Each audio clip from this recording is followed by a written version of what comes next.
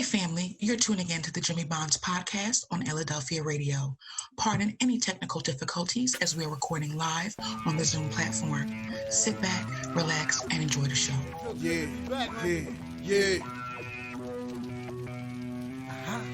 Jimmy. Lights, camera, action. Some people thought I quit and I ain't giving satisfaction. From a different era, writing rhymes up on napkins. What you had to say was more important, man, than traffic. Yeah, I'm talking back and speaking of contemporary. What's good, family, and welcome to another episode of Jimmy Bonds Podcast on Illadelphia Radio. This episode is sponsored by Sonic Artist Cafe. I'm your host, Jimmy Bonds, along with my co-host, Ty T.Y. What's good, Ty? How you feeling? All good in the neighborhood, JB. Live from the 215, baby. Live from the 215. You know how we do. And you know I can't forget my other co-host, the lovely Miss T with the T. She's not here with us today, but she's always here with us in spirit. Moving right along, family. Remember, you can call us with your comments and questions at 844-844-1244. Again, it's 844-844-1244. You can also email us at jimmybondspodcast@gmail.com. Again, it's jimmybondspodcast@gmail.com. That's JIMMYBONDS podcast@gmail.com. Also, family, remember, follow us on Instagram at Jimmy Bonds Podcast, on Twitter at Podcast Bonds, and make sure you join the Jimmy Bond Podcast Facebook group so we continue to open a dialogue. Also, make sure you subscribe and like and comment on our videos on Illadelphia Radio YouTube channel, as well as the Jimmy Bond Podcast YouTube channel. Go like us, go subscribe to us. We got some videos for you. Well, family, tonight, we are moving right along. We have a special topic. This topic is very important, as all our topics I say are, but this topic is very important because it concerns us, Black men. For this podcast, I got some good brothers that are coming on with us to share their experience, to share their stories. And family, tonight we're gonna be talking about the Black man experience, and we're gonna be talking about it in different facets. We're gonna talk about it in different levels.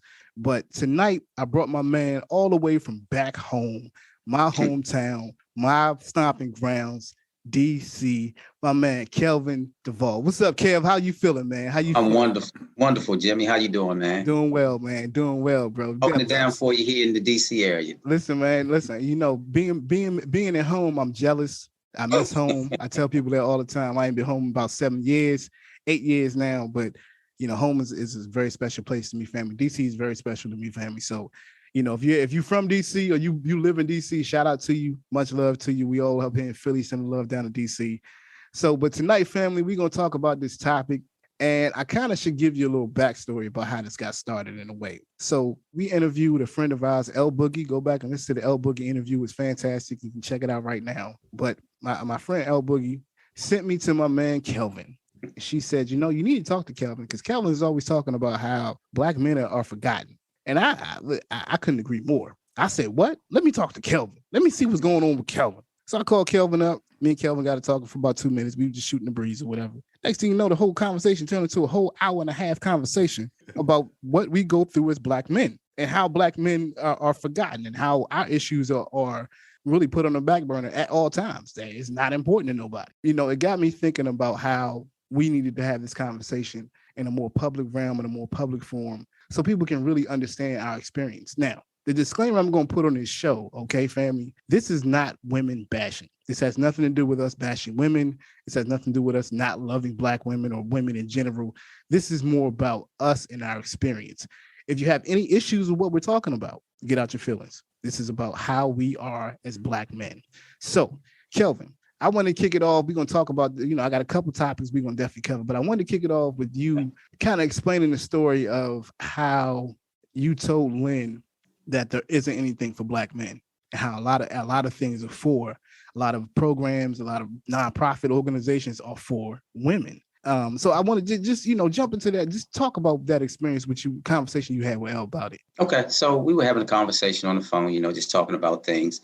And I was saying during the political season and it was right around the time they were talking about a Black Supreme Court woman being nominated. So, you know, we just started talking about that. And I said, you know, as a Black man, I don't feel like my vote matters. I don't feel like I matter. And I feel like I'm invisible to Black women only when they need something from me when it comes to physical type of labor, right? Some type of protection. Other than that, I felt like it didn't matter. And so she and I was having a conversation, and I said, whenever a man talks about what a man should do and talking about men. And I was saying how I should get some guest men together, to talk about different things. She said, oh, you also want to look at Mrs. So-and-so or Dr. So-and-so. And I said, Lynn, you just did exactly what I said women do. That whenever men talk about empowering men, that women have to come in and say, oh, you need to talk to this woman. And I said, and she didn't realize that she did it, but she said, oh, wow. I said, so yeah, it's like we really don't have a voice.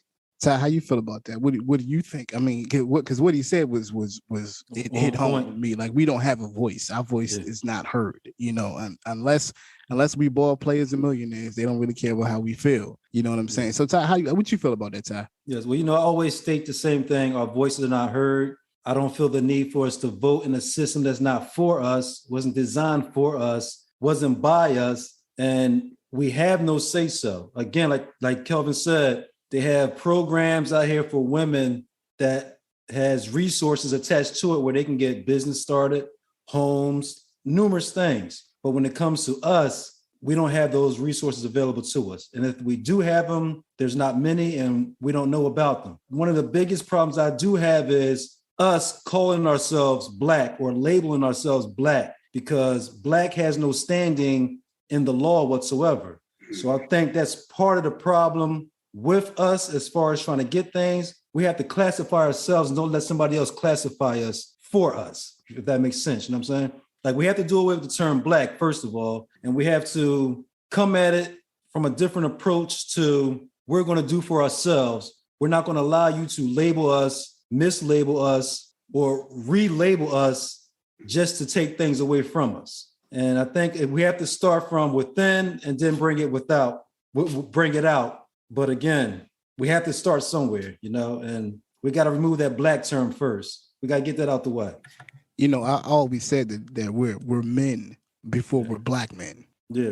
That, like, we're, regardless of the fact, I wake up, I'm a man.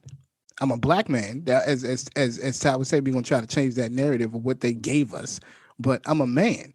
I just happen to be this particular shade. You know what I'm saying? Like, it's just in general. And I mean, and I know, and with our Caucasian brothers, it's a little bit different because they don't have the same experiences as we do.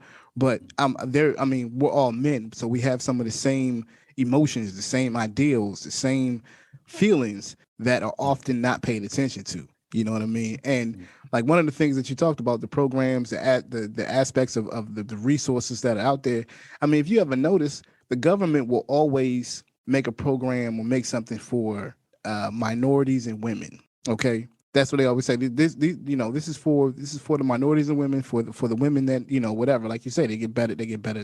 Often they get better positions. They get better resources to starting businesses. But we're minorities too. So how come we're not included in that whole demographic of people they're talking about? We're minorities just as much as a Black woman is a minority, or even Hispanic woman, or even an Asian woman. A lot of times when they're talking about minorities, they're not talking about any other race but ours. Okay, so I mean, at the end of the day, it's more about how and why we don't get the not even the attention. We don't even get the seeds, the crumbs that they put out there to even start a business for us. Everybody's always talking about black people trying to find capital. You know how hard it is for Black people to find financing to start anything.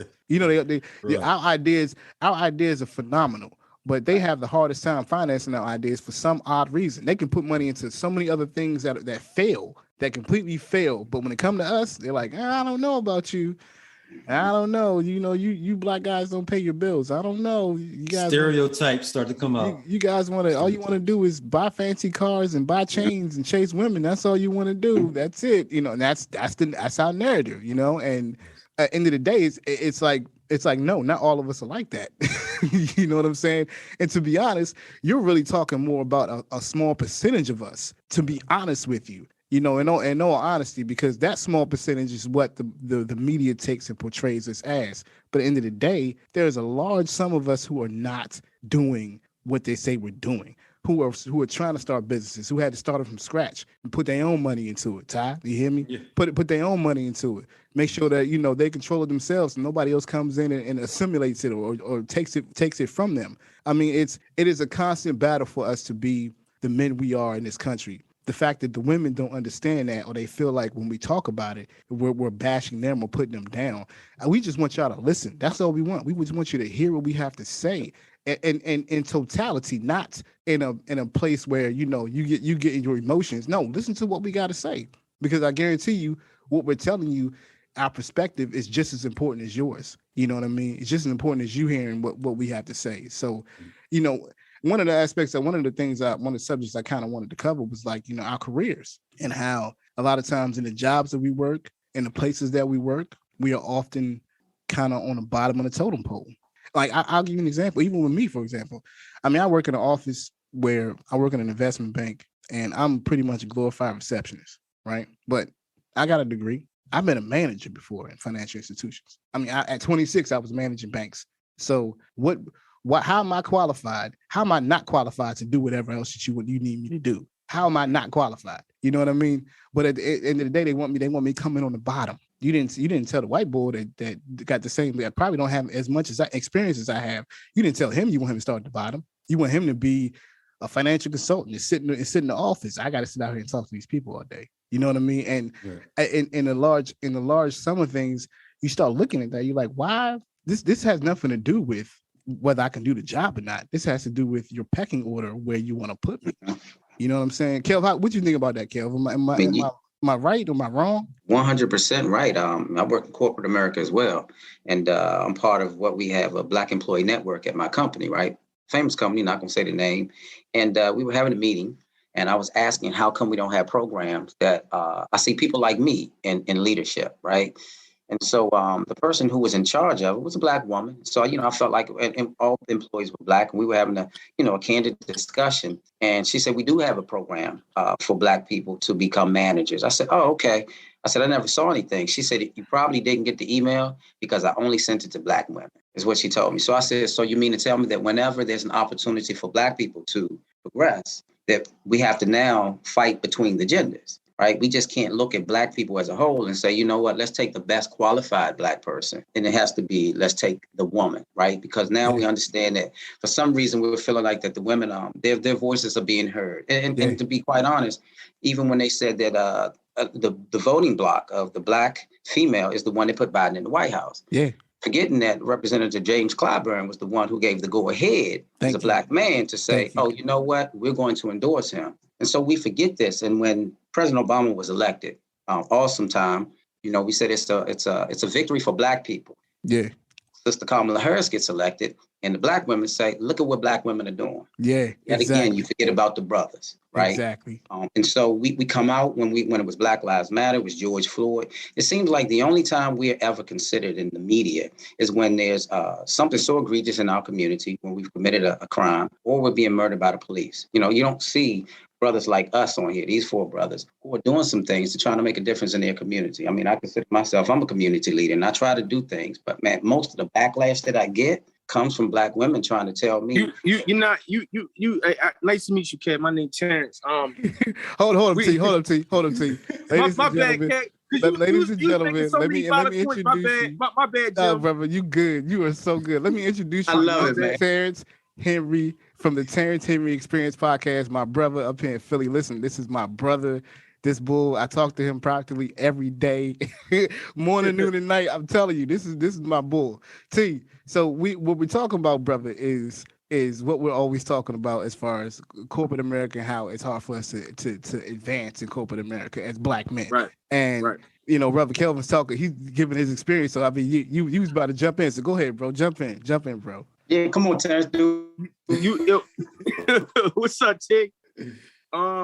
It's crazy because we're the most analyzed. I was telling somebody today is that everybody wants to be us, but nobody wants our position. Everybody wants to be us, nobody wants our position. And the problem is that when you incorporate, and you could be good, it's an issue. It's a problem for Black men. And the only thing is that they want us just to be obedient, And, when it's a dominant corporation that's dominantly white, there's no positions for us, And I tell people all the time, when you go to a corporation, go to a job, and you notice, like, you see a guy sitting there, he may have been there like 5-10 years, and you ask him, like, why are you never getting the management? He said he never paid no money. But then you see the white guy in there. I said, well, why? he got it because they're not given the same opportunity. So so even if he does take it, he's going to get scrutinized a lot more. They're going to pile up his workload, and they're going to get him all frustrated. It's like a lose-lose. And I hear black women say all the time,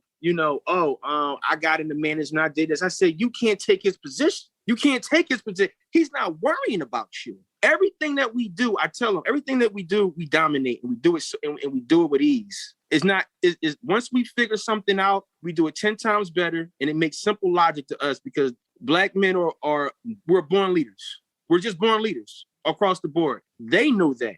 Some of us don't know that. So when we walk into these offices and how they look at us, we're hated by them. The black women hate us. We only view for two things: making their kids and leaving them alone. You know what I'm saying? So it's like, where do we fit in? And we can't speak up. There's no room to speak up. It's like, how?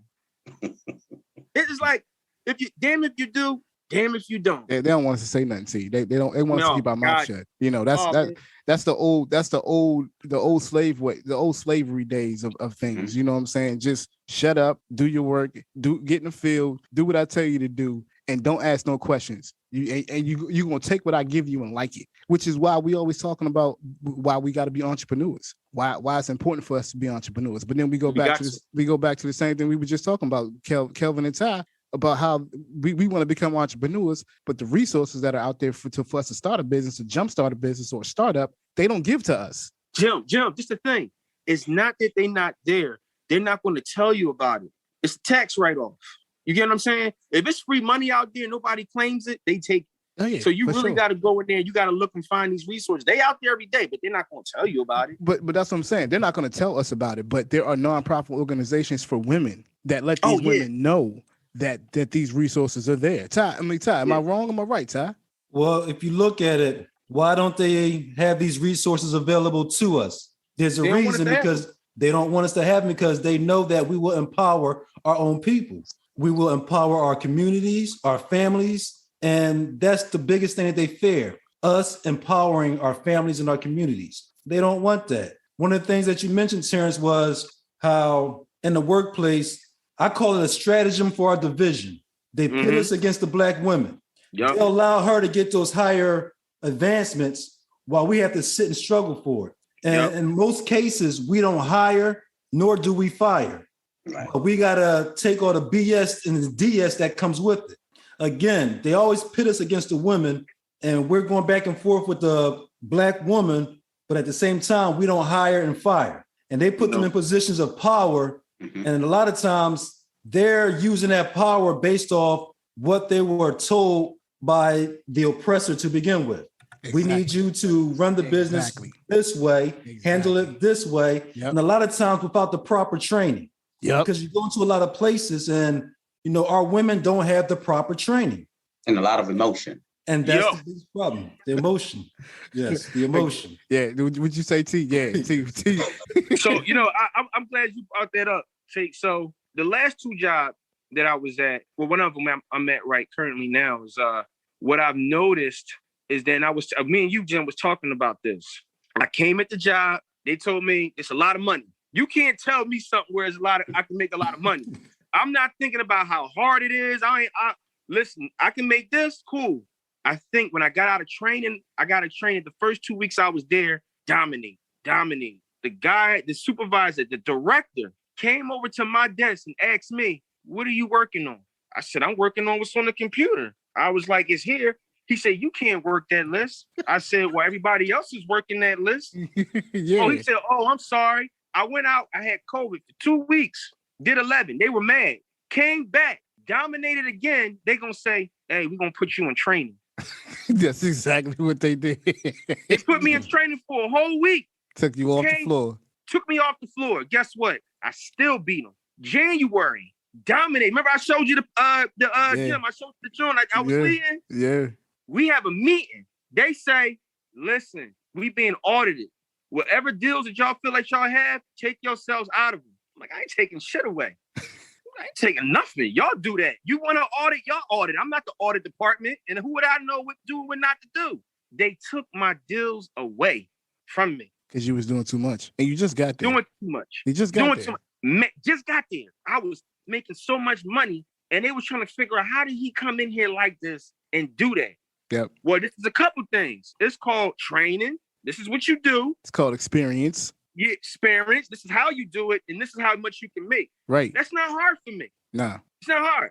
No. So I mean, they all mad. but they So don't they want. did all of this. Yep. Now what they did is they turned off the faucet. They was like, okay, we can't allow this to happen. So now they made it 10 times harder for me to get where I was at last month because they saw where I was projected to make over 6 figures or 6 figures alone. I was going to make they told me, this is what happened. They told me, my supervisor told me, you was in projection to make anywhere from 180 to 250,000 for the year. Yeah, they couldn't have you making that money. I mean, they couldn't have it. I mean, but you know, and you just even sharing your experience of that. I mean, when we walk into a job, any position that we have, we're met with resistance immediately. You know what I'm saying? And if you're not one of them people that's to go along and get along, which sometimes, you know, I'm real outspoken in some areas. You start feeling like I don't belong here. I gotta find me something else. But no matter where you go, it's gonna be the same thing. And with the women too.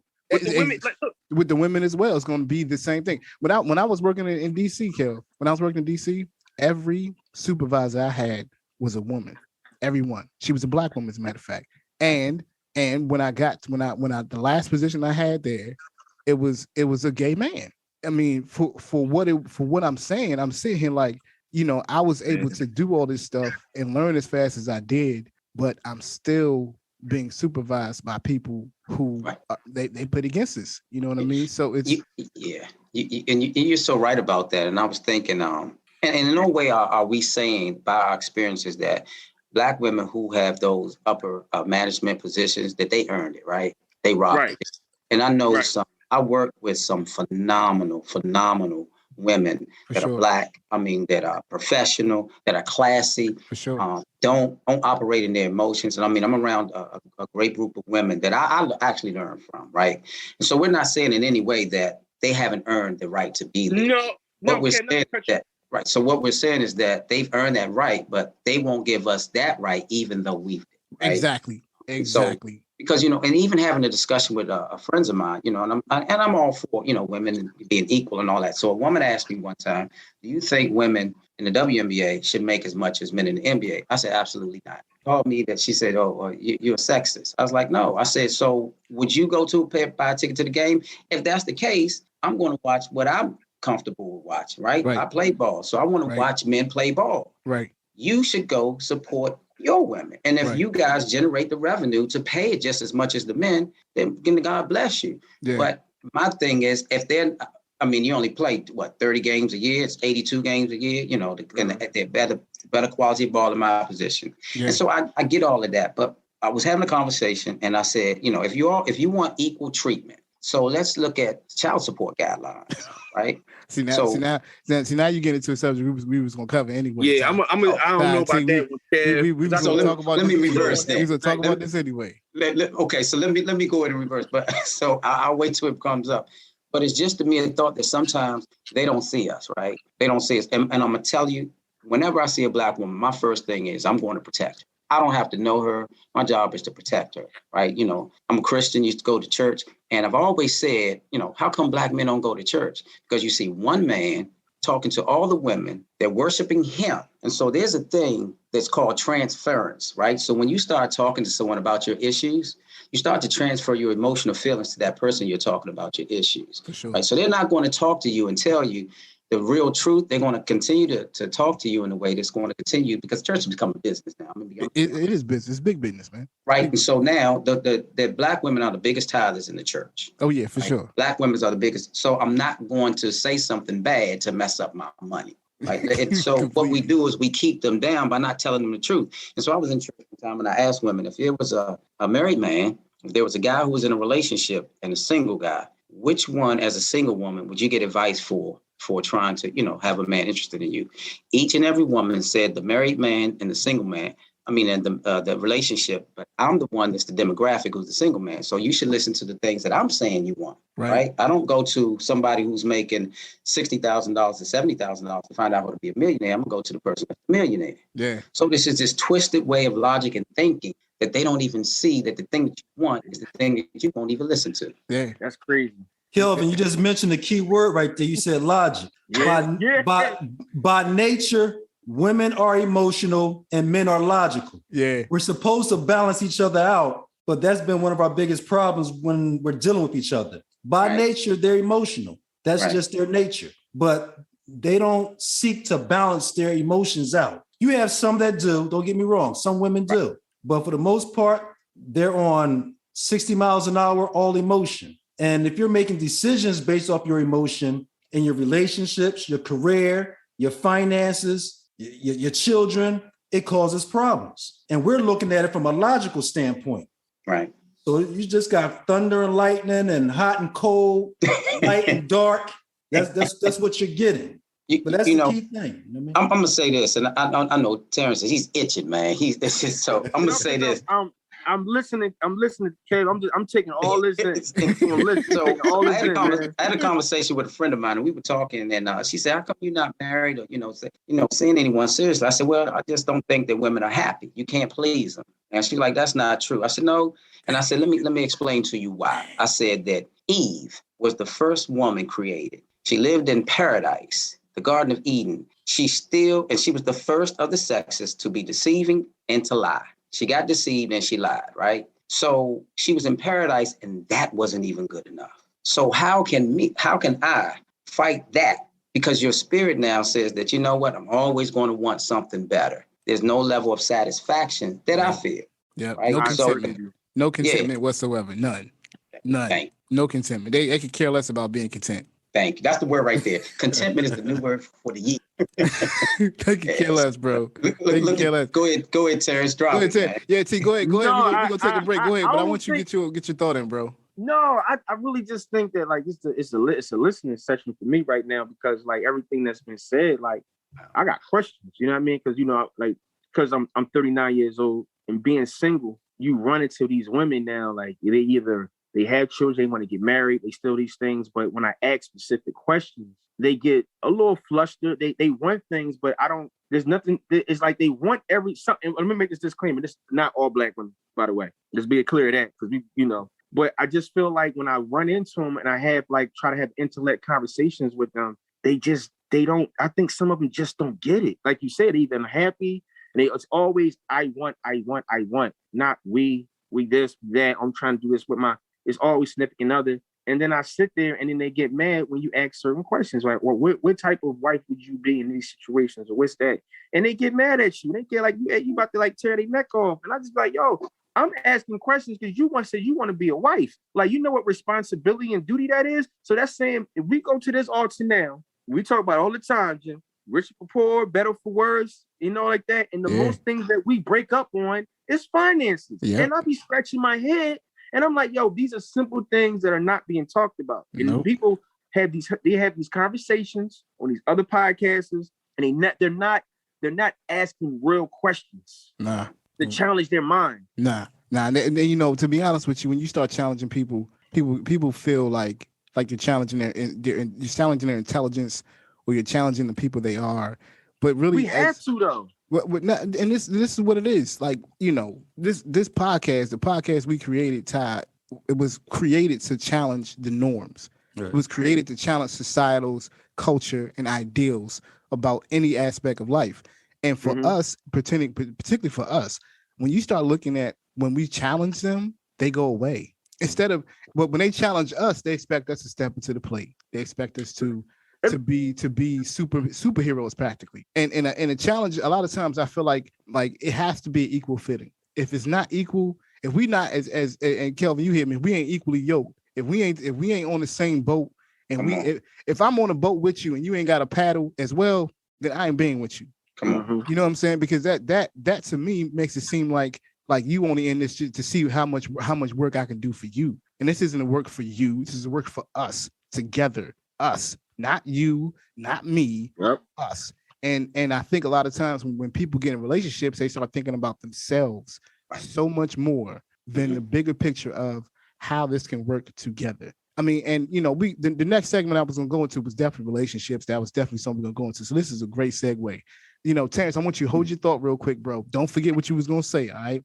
I also want to congratulate my man on this podcast right here, Terrance. Happy birthday, brother. I love you. Appreciate it. I'm glad, man. You got to see another year. God give you another year, bro. So happy birthday, man. You know, like 39. And listen, 39 is nothing to be shy about, bro. So congratulations, man. Oh, nah. Super celebration. I tell him 39. Really?